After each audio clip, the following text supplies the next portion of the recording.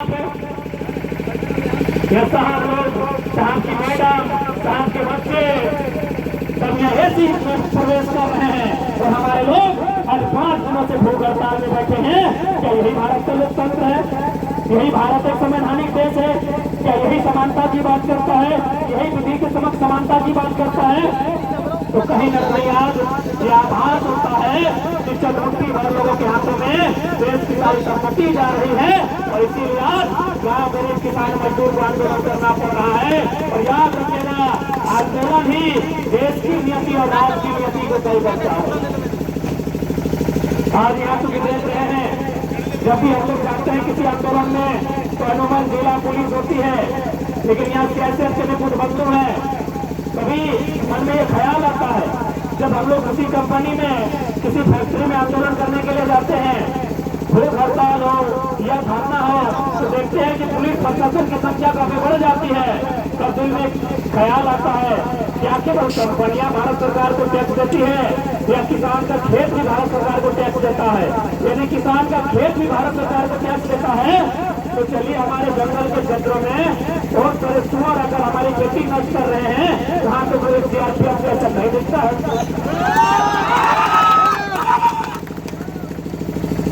इसलिए मैं, क्योंकि यहाँ जितने भी पुलिस कर्मी तैनात हैं, चाहे सियासत के हैं या झारखंड पुलिस के हैं, भले आपकी ऊंचाई 170 सेंटीमीटर है, लेकिन आपके सीने में 12 सेंटीमीटर का दिल भी है, इस बात को याद रखिएगा। जितने सर लोग हैं पदाधिकारी, उनसे भी मेरा निवेदन होगा कि हमारी लड़ाई सिस्टम से है।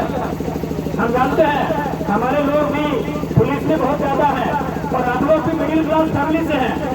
आप भी किसी गरीब किसान मजदूर मिडिल क्लास फैमिली का बेटा बेटी है, इसीलिए पुलिस और थर्ड और फोर्थ ग्रेड की नौकरी कर रहे हैं। क्योंकि सेठ लोग का बेटा जिंदगी भर ऐसे रह जाएगा, पुलिस की नौकरी नहीं करता है। तो मैं आपसे विनम्र प्रार्थना करूंगा, क्योंकि यदि आपको ऊपर से कभी आदेश आएगा देश आएगा, तो इसीलिए मैंने कहा, क्योंकि हम लोग भी फॉर्म भरे हैं। हालांकि कुछ कारणवश हम लोग फट गए हैं, आपने रोकना होता था। तो 170 सेंटीमीटर मांगा जाता है सियासत के लिए। 170 सेंटीमीटर की आपकी हाइट है, लेकिन 12 सेंटीमीटर का जो दिल है, आप उसमें झांक कर देखिएगा कि आज क्या जो व्यवस्था है। ये जो कंपनी आप देख रहे हैं, जिनमें आप ड्यूटी करने के लिए आए हैं, ये हमारे पूर्वजों की जमीनें हैं। इन पर हम लोग खेती करते थे, इन पर हम लोग अपना अनाज उगाते थे। आज हमारे पास कुछ नहीं बचा है और 100 कट्ठा नहीं, 100 कट्ठा क्या करता है। और हम लोग पदाधिकारी से जिला के सुप्रिंटेंडेंट ऑफ पुलिस उससे आंख मिला के बात करता है कि क्या साहब आप मराठी जानते हैं? अरे नहीं जानते थे, घास छील रहे क्या? लेकिन ये झारखंड है, ये झारखंड है और ये झारखंडी है। इनका दिल कितना बड़ा है, इतना बड़ा दिल है, इतना बड़ा फैक्ट्री लगाने दिया है। ऊपर से लोग मजदूरी नहीं कर सकता है, इन लोग फोर्थ ग्रेड का नौकरी नहीं कर सकता है। और इसीलिए बैठ के जितना आ रहा है, हम पूरे दावे के साथ कहते हैं उनका एक हिस्सा जमीन इस कंपनी में नहीं गया है। कितना ये फोर व्हीलर भारत सरकार और झारखंड सरकार का लोगो लगाने घुस रहे हैं, उनसे पूछिए माननीय सियासत के अधिकारी, उनका एक हिस्सा जमीन नहीं गया होगा। हमने अपने पूर्वजों का खेत बर्बाद किया इस कंपनी में, और आज हमारे लोग भूख हड़ताल पर बैठे हैं, आज हमारे लोग धरने पर बैठे हैं। क्या यही इनके लिए भारत एक लोकतांत्रिक देश के रूप में परिवर्तित हुआ है? क्या इसी दिन के लिए भारत के लोकतंत्र की स्थापना हुई है? इसलिए आज मैनेजमेंट इस बात को जाने, मैनेजमेंट इस बात को समझे कि जो अधिकार रैयतों का, जो अधिकार विस्थापितों का बनता है, उस अधिकार को सुनिश्चित किया जाए। नहीं तो अगली बार हम लोग भूख हड़ताल समर्थन के लिए नहीं, गेट नंबर 1 को जाम करने के लिए आएंगे। इस बात को भी याद रखिएगा। हाँ मानते हैं, उसके बाद आप एफआईआर करेंगे, लाठी चार्ज करेंगे। अरे झारखंडी का तकदीर में है गोली खाना, लाठी तो बहुत दूर की बात है। झारखंडी का तकदीर में ये लाठी और गोली खाना, तो उससे हम लोग पीछे नहीं हटेंगे। लेकिन जो आज दमनकारी व्यवस्था इस राज्य में चल रही है, कोलांचल से कोल्हान से लेकर कोडरमा तक, उसके खिलाफ आवाज करेंगे और उस दमनकारी नीतियों का विरोध करेंगे। क्योंकि ये लड़ाई माटी की है, ये लड़ाई अधिकार की है, ये लड़ाई नियोजन की है, ये लड़ाई आर पार की है। तो क्या हम लोग राजधानी कोडरमा के नौजवान इस आर पार की लड़ाई के लिए तैयार हैं? जेल जाने की नौबत आएगी, तैयार हैं? फर्जी मुकदमा में फंसा दिए जाओगे, क्या आप तैयार हैं? यदि तैयार हैं तो यकीन मानिए इस राज्य में एक बहुत बड़ा बदलाव आएगा, एक बहुत बड़ा भूचाल आएगा, एक बहुत बड़ा बवाल आएगा और उस बवाल में कोई भी बेईमान आदमी बख्शा नहीं जाएगा। आज जितने भी जहां भी कंपनियां स्थापित है, ऐसा नहीं है कि बाकी देशों में कंपनी नहीं है। जिस प्रकार हमारे यहाँ डीवीसी है, हमारे यहाँ कोयला खोदने के लिए बीसीसीएल है, सीसीसीएल है, ईसीएल है, ठीक उसी प्रकार अगर आप मध्य प्रदेश चले जाएंगे तो वहाँ एनसीएल है। एनसीएल मतलब नॉर्दर्न कोल लिमिटेड। अगर आप महाराष्ट्र चले जाएंगे तो वहाँ WCL है, यानी वेस्टर्न कोल लिमिटेड। आप उड़ीसा नदी के तट पर चले जाएंगे तो वहाँ है MCL, महानदी कोल लिमिटेड। यानी लगभग पूरे देश में कंपनियां हैं, लेकिन पता नहीं ये लोग झारखंड के साथ ही दुर्व्यवहार क्यों करते हैं। मैं आपको NCL की जानकारी बताना चाहूंगा। NCL में जब भी किसी का जमीन लेना हो, सबसे पहले वो एक टीम का गठन करती है और उस टीम को उस गांव में भेजती है जिस गांव में जमीन अधिग्रहण करना हो। फिर क्या करती है, सर्वे बना के जिनका जमीन लेना हो उन्हें जमीन अलॉटमेंट करके देती है और साथ ही उस जमीन में उन्हें घर बना के देती है। इसे आप ताज्जुब कहें, यकीन करें या ना करें, इसी देश में NCL जिनका जमीन लेती है, घर बना के देती है, तो झारखंड आइए घर तोड़ के जमीन लेती है। झारखंड में घर तोड़ के जमीन लेती है। इतना अन्याय पूरे ब्रह्मांड में नहीं होता है जितना झारखंड के साथ होता है। कुछ दिन पहले हम लोग रोहता में आंदोलन कर रहे थे। वहाँ कंपनी का धुआं से 3 बच्चा को कैंसर हुआ है, जिसमें एक बच्चा कैंसर से मर चुका है। तो कब इस तरह कंपनी का गेट जाम हुआ तो एक सरदार जी आए, बोले काहे गेट जाम किए हैं? बोले हमारा एक बच्चा कैंसर से मरा है। बोला कंपनी इतना घटिया कैसे होगा? हमारे वहाँ यही कंपनी 0 पोल्यूशन में काम करती है। यही कंपनी बाकी राज्यों में 0 पोल्यूशन में काम करती है और जब झारखंड आती है उसके धुएं से बच्चे मर जाते हैं, क्योंकि बोलने वाला कोई नहीं है इसी राज्य में।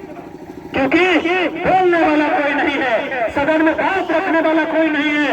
आज इसीलिए हमारे साथ ये अन्याय हो रहा है।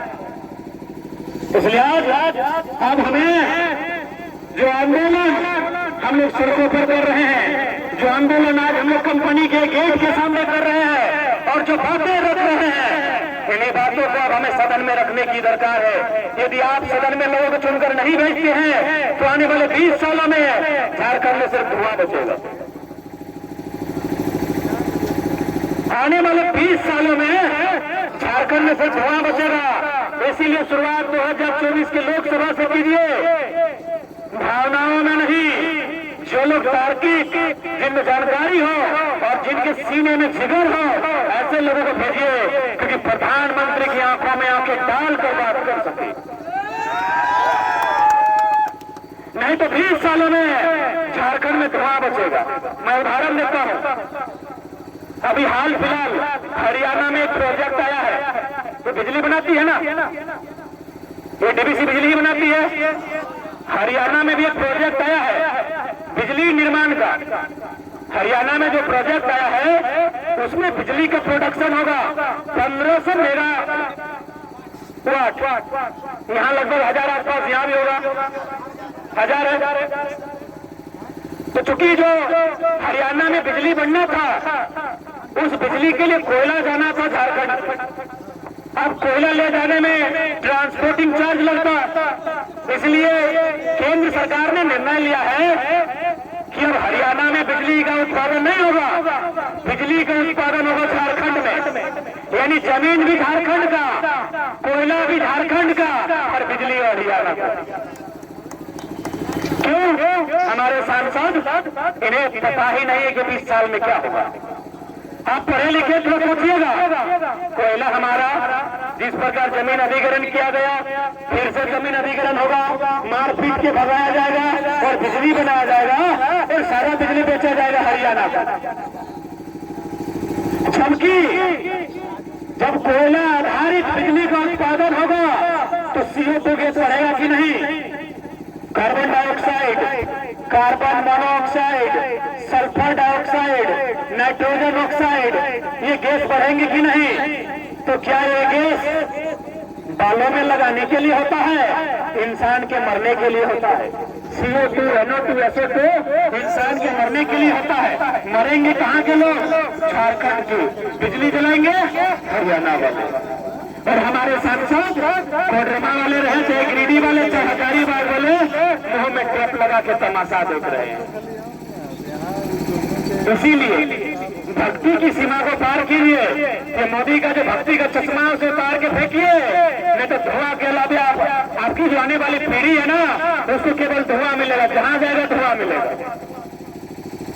गोड्डा का प्लांट आपको याद होगा, अभी लेटेस्ट है, 1600 मेगावाट बिजली वहां भी बनना है। मोदी को समझिएगा, वहां जो बिजली बनेगा उसका कोयला झारखंड से नहीं जाता है, वहां नंबर 1 कोयला जाता है। और मुझे लगता है नंबर 1 कोयला ऑस्ट्रेलिया में पाया जाता है, वहां ऑस्ट्रेलिया से कोयला आता है। अब अडानी नंबर 1 है भाई, मोदी का गोद लिया बेटा है तो। यानी गोड्डा में जो बिजली बन रहा है, अडानी प्राइवेट लिमिटेड कंपनी जो बिजली बना रही है, उसका कोयला ऑस्ट्रेलिया से आ रहा है। कहाँ आ रहा है? गोड्डा। गोड्डा यानी झारखंड। बिजली कहाँ जाएगी? बांग्लादेश। ध्यान से सुनिएगा, यदि हम किलोमीटर में बांग्लादेश से ऑस्ट्रेलिया की दूरी और गोड्डा से ऑस्ट्रेलिया की दूरी नापेंगे तो सामने कौन आएगा? बांग्लादेश आएगा। 200 किलोमीटर रहे या 400 किलोमीटर रहे, सामने बांग्लादेश आएगा। लेकिन सोचिए मेंटिलिटी कि कोयला झारखंड आता है, जबरदस्ती जमीन का एक्वायर किया जाता है, यहाँ के लोगों को मार पीट के भगाया जाता है और सारा बिजली बांग्लादेश जाता है। सोचिए कितना बड़ा अन्याय झारखंड के साथ हो रहा है। आप पढ़े लिखे हैं, मुझे ज्यादा बताने की आवश्यकता नहीं है। अब सोच के देखिए कि किस प्रकार अन्याय हमारे राज्य के साथ हो रहा है। कोयला उसको ऑस्ट्रेलिया से मिलता है। अरे जब कोयला ऑस्ट्रेलिया से मिलिया जाता है, बिजली शेख हसीना मैडम को देना ही है, तो झारखंड लेके कहे आते हैं नहीं, यहाँ जमीन फ्री में मिलेगा। कहा कि झारखंडी लोग को का धंधा है, इनका जमीन लूटने में मजा आता है। हरियाणा में औकात नहीं है ना, हरियाणा लोग जैसा 6 साढ़े 4 फीट का है, उठा उठा के पटक देगा इन लोग को। इसीलिए इन लोग को जमीन लेना है झारखंड, दुनिया कहीं नहीं। जमीन कब्जा करना है, आ जाइए उठा के झारखंड, यह सब फ्री में मिलेगा। सबसे पहले भैया समझ रहे हैं ना आप इस बात को, ये दुर्दशा है हमारी। इनको जमीन बेचना, सॉरी बिजली, दीदी लोग भी है, इनको बिजली बेचना है बांग्लादेश को, जमीन चाहिए झारखंड का, कोयला चाहिए ऑस्ट्रेलिया का। तो कोयला ऑस्ट्रेलिया का, जमीन बांग्लादेश का लेके बेच देते, क्योंकि बांग्लादेश चालाक है, आपसे चालाक है। आप कितना बोलिए, आप खुश हो जाइए कि पाकिस्तान का टमाटर बढ़ गया है, लेकिन लॉजिकली समझिए आपसे बेहतर है बांग्लादेश के लोग, आपसे बेहतर तरीके से जागरूक हैं कि उन्होंने कहा बिजली तो हम लेंगे लेकिन जमीन नहीं देंगे, क्योंकि इससे CO2 गैस इंक्रीज होगा, SO2 गैस इंक्रीज होगा, NO2 इंक्रीज होगा। इसलिए आज हम लोग एक वैचारिक लड़ाई की ओर बढ़ रहे हैं, एक ऐसी लड़ाई जहां हमें अपने आने वाली जनरेशन के लिए कुछ करना है। और यदि हम ऐसा नहीं कर पाते हैं तो यकीन मानिए केवल धुआं बचेगा, क्योंकि हमारे देश के माननीय प्रधानमंत्री झूठ बड़ी सफाई से बोलते हैं। कैसे बोलते हैं उदाहरण देंगे, हालांकि आप उनके 2-4 भक्त होंगे, अच्छी बात है, हम ठेस नहीं पहुंचा रहे, उदाहरण तगड़ा उदाहरण दे रहे। कुछ साल पहले हमारे देश के माननीय यशस्वी युग पुरुष महामहिम राष्ट्रपति को बोला जाता है वचन वापस, विश्व गुरु नरेंद्र मोदी गए थे जलवायु सम्मेलन में। वहां फ्रांस, जर्मनी इत्यादि देश भी आए थे। जब हमारे देश के प्रधानमंत्री को बात रखने का समय आया तो इन्होंने कहा कि हम कोयला आधारित उद्योग नहीं बढ़ावा देंगे, क्योंकि कोयला आधारित उद्योग को यदि बढ़ावा देंगे तो उससे क्या होगा, जहरीली गैसें आएंगी सामने और उससे इंसान ही नहीं पेड़ पौधा नदी नाला बर्बाद होगा। यानी हम क्या करेंगे, कोयला आधारित उद्योग को प्रतिबंध करेंगे। ये कौन, मैं नहीं कह रहा, ये हमारे देश के यशस्वी महामया युग पुरुष नरेंद्र मोदी कह रहे हैं। कहा, विदेश के जलवायु सम्मेलन में मोदी डंका पीट रहे हैं, और जब भारत आ रहे क्या कर रहे पता है, 80 को कोयला का खदान बेच दिया है। किसको, 39 को अपने लाडले बेटा अडानी को। बड़ा झूठ बोलते हैं, इसलिए उनके फैन है तो अच्छा बात है, फैन लोग भी सुन लीजिए, बड़ी सफाई से झूठ बोलते हैं। दुनिया जाते हैं बोलते हैं कोयला का काम बंद कर देंगे, और जैसे इंडिया आते हैं अडानी बोलते हैं बापा पैसा हमें दी एमपी लोग को, तो उनको क्या मिलेगा, चिंता मत करो, झारखंड में 80 को कोयला खदान है, 40 को तुम्हारा। आप थोड़ा सा दिमाग में मेंटोस खा के चलाइए। 80 को कोयला का खदान, एक कोयला खदान में अगर 10 को गाँव गया, 80 को में 800 यानी मोटे मोटी एगो जिला, क्योंकि हमारे धनबाद में 1100 गांव है। आपको कोडरमा में कुछ काम होगा, पॉपुलेशन थोड़ा कम है, यानी एगो जिला फिर बर्बाद हो जाएगा। किसके लिए, चंद अमीरों के लिए। इसीलिए आज सदन में चुनकर अच्छे लोगों को भेजना, वो अच्छे नहीं, हिम्मत वालों को जो आंख मिला सके देश के प्रधानमंत्री से, जैसा 1962 में चाइना युद्ध के बाद रामधारी सिंह दिनकर ने पंडित नेहरू से आंख मिलाकर कहा था कि रोकना युधिष्ठिर को यहाँ, जाने तो इनको स्वर्ग धीर, पर मुझको लौटा दो गांडीव गदा, मुझको लौटा दो अर्जुन भीमवीर। पंडित नेहरू की आंख में आंख मिलाकर राज्यसभा सांसद रामधारी सिंह दिनकर ने एक कविता कही थी कि डर क्यों रहे हैं, यदि डर लगता है तो युधिष्ठिर की नीति का त्याग कीजिए, हमको गदा और अर्जुन का अस्त्र दीजिए, हम मुकाबला करेंगे। इस प्रकार उन्होंने उदाहरण दिया था। लेकिन आज अगर आप देश के प्रधानमंत्री के खिलाफ जाएंगे तो भाई आप पाकिस्तानी है, खालिस्तानी है, पता नहीं क्या क्या हो जाएंगे। इसलिए केवल ये कोडरमा की समस्या नहीं है मेरे भाइयों, मेरे अभिभावक स्वरूप, मेरे चाचा, मेरे काका, मेरे मामा, मेरे मौसा, मेरे अभिभावकों, मेरे भाइयों, मेरी मां समान जो महिलाएं आई है, ये केवल कोडरमा की लड़ाई नहीं है, ये पीड़ा पूरे झारखंड की है। और आज हमें जो नया आंदोलन छिड़ा है, जिस आंदोलन में आपके मनोज दा, संजय दा, राजेश रतन दा, हमारे चंदन दा, प्रेम दा, तमाम युवा अगुवाई कर रहे हैं, उसका नाम छूट रहा है। इनका साथ दीजिए, इन्हें सहयोग कीजिए और इस आंदोलन में बढ़ चढ़ के हिस्सा लीजिए, क्योंकि आंदोलन रोज रोज नहीं आता है, आंदोलन रोज रोज नहीं आता है मेरे साथियों, क्योंकि आंदोलन यानी टकराना पड़ता है, सरकार से टकराना पड़ता है, एमपी एमएलए से टकराना पड़ता है, सीआईएसएफ झारखंड पुलिस की लाठियों से टकराना पड़ता है, तब आंदोलन खड़ा होता है। आंदोलन रोज रोज नहीं आता है। इसलिए आज इस आंदोलन की गरिमा को समझिए मेरे भाइयों, इस आंदोलन के महत्व को समझिए कि आज आंदोलन क्यों। आज अगर आप आंदोलन को नहीं समझते हैं, आपके हाथों में कुछ नहीं बचेगा। सबसे पहले ये नीतियां बनाकर, बेकार बेकार नीतियां बनाकर हमारी नौकरियों को बेच देंगे। ये सबसे पहले हमारी नौकरियों को बेचेंगे, फिर हमारे खेतों को बेचेंगे। क्या हम महाराष्ट्र गुजरात में जाने के लिए पैदा हुए हैं? क्या हमारा जीवन महाराष्ट्र गुजरात पूरा तेलंगाना में कटेगा? समझिए, गहराई से समझिए बात को, इस बात को बहुत गहराई से समझिए कि आज ये आंदोलन क्यों। क्या कभी ने सवाल किया अपने मन में कि आखिर इस आंदोलन धनबाद बोकारो से स्टार्ट हुआ है? मान के चलिए आपने मुझे देखा होगा पेपर में, मीडिया में, कभी मेरा आकलन आपने किया है एक साधारण ट्राउजर टी शर्ट पहनने वाला लड़का, खाली पांव चलने वाला लड़का आज इतना बड़ा चर्चा का विषय है, क्योंकि यह आंदोलन एक व्यक्ति का नहीं, उस दंत का आंदोलन है और दर्द हमें यहाँ खींच कर लाई। यदि दर्द नहीं होता तो कोडरमा के लोग हमें क्यों सुनते भाई? आंदोलन से पहले हम कोडरमा कभी आए नहीं थे। यानी ये लड़ाई दर्द की है, ये लड़ाई उस पीड़ा की है जो आज हम लोग कई दशकों से सह रहे हैं। आज झारखंड के लोग कई दशक से इस पीड़ा को सह रहे हैं। आज अगर हम लोग जागरूक नहीं होते हैं, आज अपने हक हकूक के लिए लड़ाई नहीं लड़ते हैं, तो हमारी आने वाली जो पीढ़ी बचेगी उनके हाथों में न जबरदस्ती हथियार थमा दिए जाएंगे और नक्सली के नाम पर उनका एनकाउंटर किया जाएगा। इस बात को याद रखें। हम बहुत गंभीर विषय कह रहे हैं, ये कोई मजाक का विषय नहीं कह रहे हैं। ये जबरन, क्योंकि हमारे पास रोजी रोजगार नहीं रहेगा, हमारे पास खेत खलिहान नहीं रहेगा, तो हम लड़ाई लड़ेंगे कि नहीं लड़ेंगे?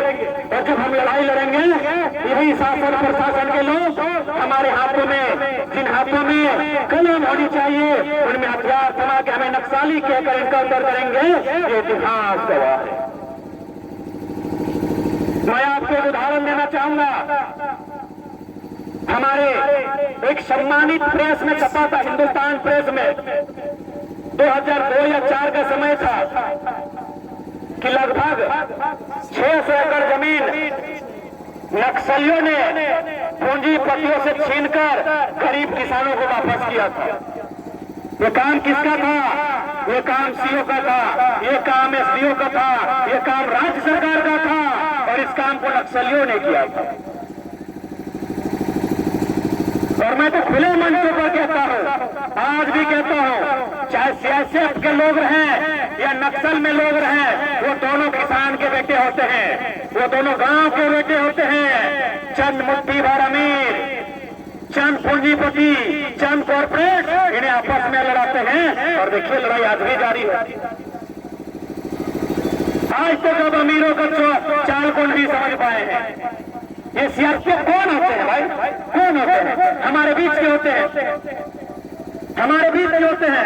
सेठ का बेटा सीआरपीएफ नहीं बनता है, सेठ का बेटा पुलिस की नौकरी नहीं करता है, वो हमारे बीच के होते हैं। आप जाके पता कर लीजिए। आप चाहें तो यहाँ जितने सीआईएसएफ और पुलिस के जवान हैं, आप जाकर उनका रिपोर्ट करवा लिए, कोई किसी अरबपति का बेटा नहीं है। देखिए खिड़की से बहुत प्यार से सुन रहे हैं कि सवाल नौकरी का है, सामने से सुनेंगे तो सरकार इनकी नौकरी से सस्पेंड कर सकती है।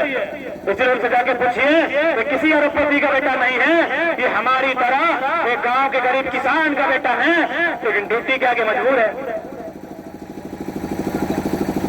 ड्यूटी के कारण बने हैं।